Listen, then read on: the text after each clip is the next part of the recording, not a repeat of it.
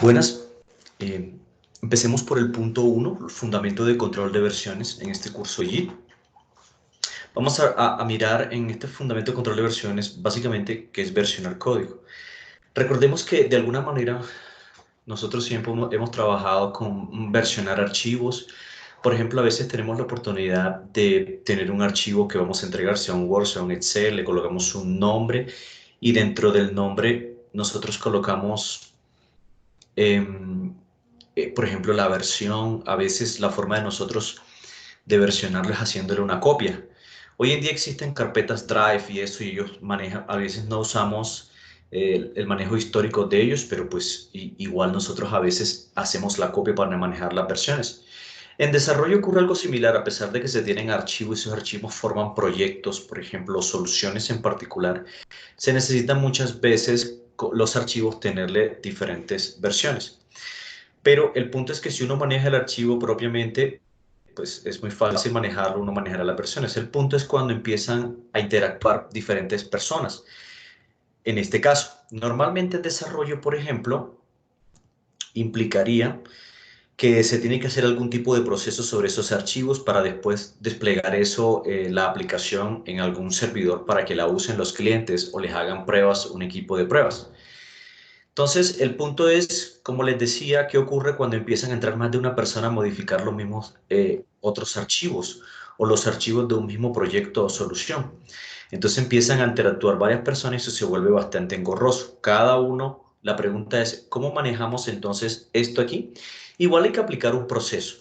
Se necesita que, se necesita que todos estos archivos que manejan los diferentes desarrolladores se pueda, cada información que ellos generan, cada información que ellos suben a un repositorio central o a un lugar donde se tenga, sea una carpeta o algún lugar puntual en una máquina, necesita que la información se guarde de forma ordenada.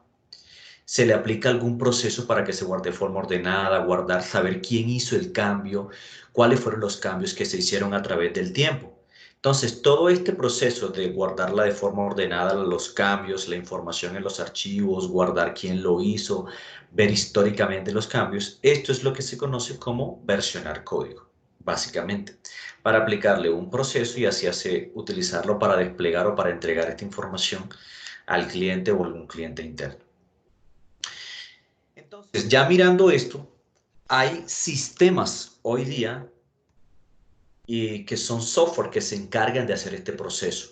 ¿Listo? Entonces, el sistema de control de versiones viene siendo aquel software, va a registrar los cambios que se realizan en uno o más archivos y se va viendo a lo largo del tiempo, de forma ordenada, quién lo hizo, guardando lo histórico, etc. De modo que se puedan recuperar las versiones específicas más adelante. Recuperar versiones, recuperar varios archivos modificados en un tiempo puntual, ¿sí? Todo un proyecto completo que se haya marcado, nada más hasta ahí está ese cambio, etcétera.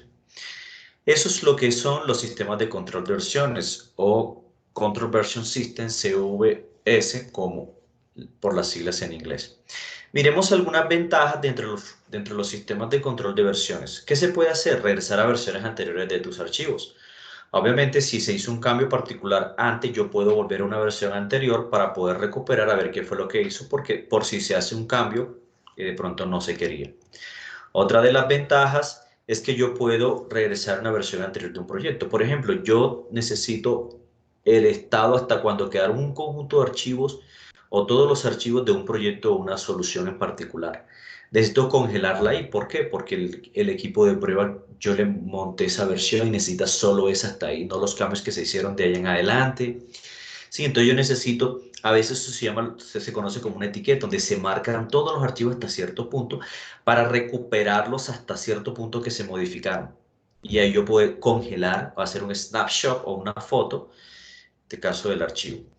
Comparar cambios a lo largo del tiempo, obviamente, por cambios que se hicieron, si se dañaron archivos, si alguien montó un cambio que no era, yo poder recuperarlo, esa información. O eso es una utilidad muy recurrente que uno compare un archivo con versiones anteriores a ver cuáles fueron los cambios o cómo fue mutando a través del tiempo.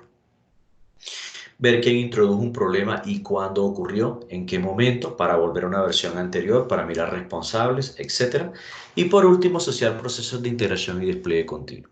Recordemos que la integración es esa parte en donde se integra el código para hacerle pruebas, para entregarlo.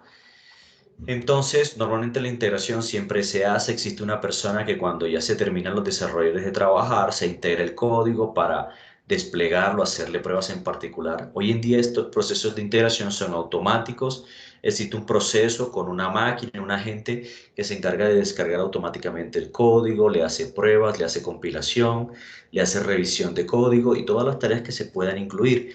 Lo importante es que esto se pueda recuperar de un sistema de control de versión, porque no tiene sentido traerlo de una carpeta local o de una máquina local por allá, no, sino que se traiga esta información de un sistema de control de versión. Y por ende, luego en la misma cadena se haga el despliegue. Después de traer la información, de traer el código del sistema de control de versiones, luego se hace la integración, se generan prospectos de paquetes de despliegue y de ahí se va al tema del despliegue. Eso es una cadena. Hoy en día se puede aprovechar esto a partir del sistema de control de versiones.